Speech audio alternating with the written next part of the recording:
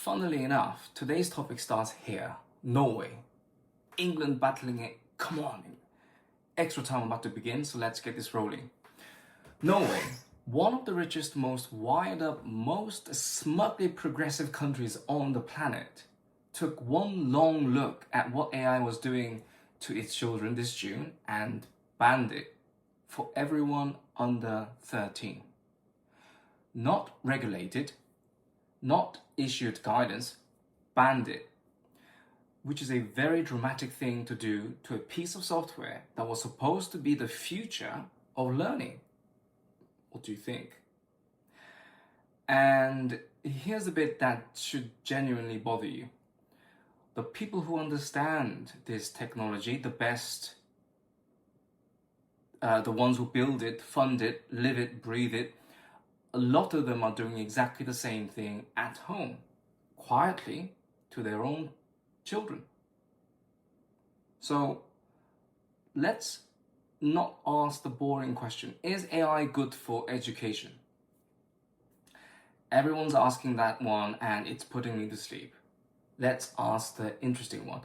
Why are the people closest to the machine the most frightened of it? I've spent over 10 years mentoring kids, more than 400 of them, right through the exact window where the brain gets wired for the rest of their lives. So when something shows up promising to do all the thinking for them for free, forever. Call me paranoid, but I have to have a look under the bonnet. So give me 5 minutes. I will show you what the data actually says. The quiet little thing AI does to a growing mind that nobody put on the box. Well, because there is no box on AI. And the one rule the smartest families are using instead. The last one's the whole game. Right, before I miss the game. So, first, let's kill the idea that I'm some panicking technophobe yelling at a cloud. I am not. Norway announced on June the 19th this year, 2026, that generative AI is prohibited for kids in grades 1 through 7. Starts this August, and they're not doing that for a laugh. Their scores were falling off a cliff. On the international PISA test, Norwegian maths dropped 33 points in 4 years, the worst they have ever recorded. Reading went down with it. Now I can already see the comment, some genius is typing here, oh, correlation isn't causation, and you're right, well done, gold star. But hold that thought, will you, because it gets worse. This January, the Brookings Institution,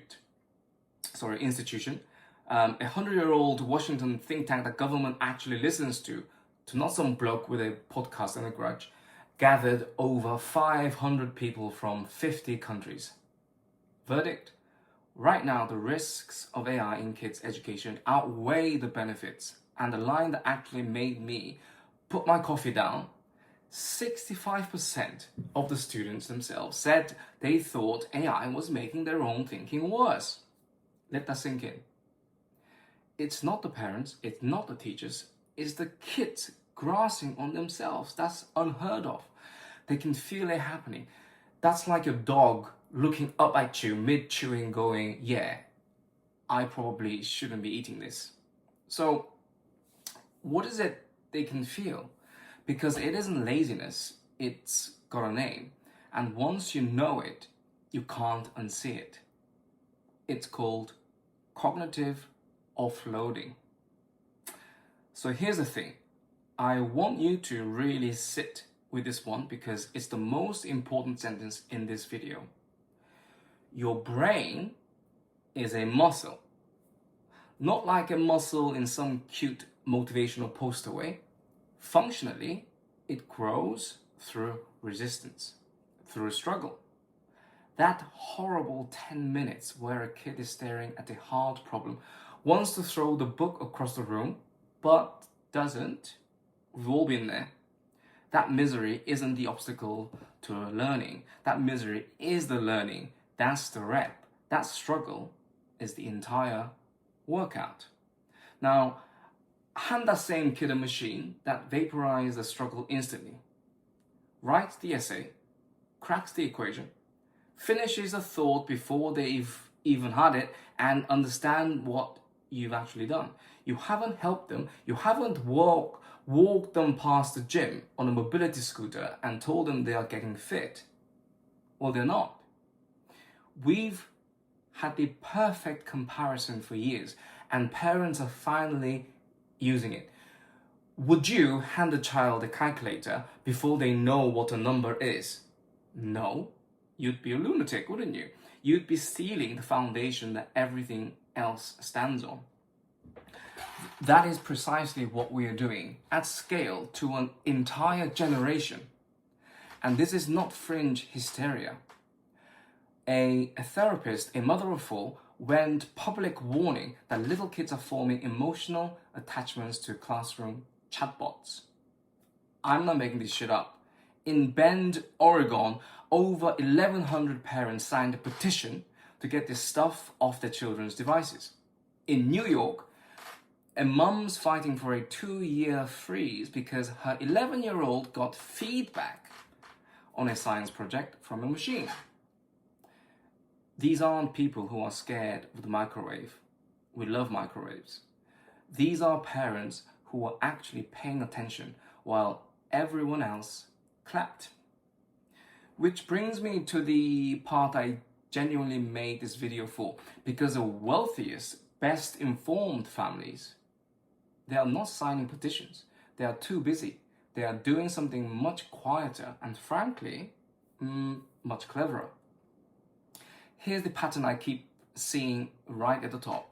The families who can afford literally every tool on earth are the ones deliberately keeping the kids AI free through the years that matter the most.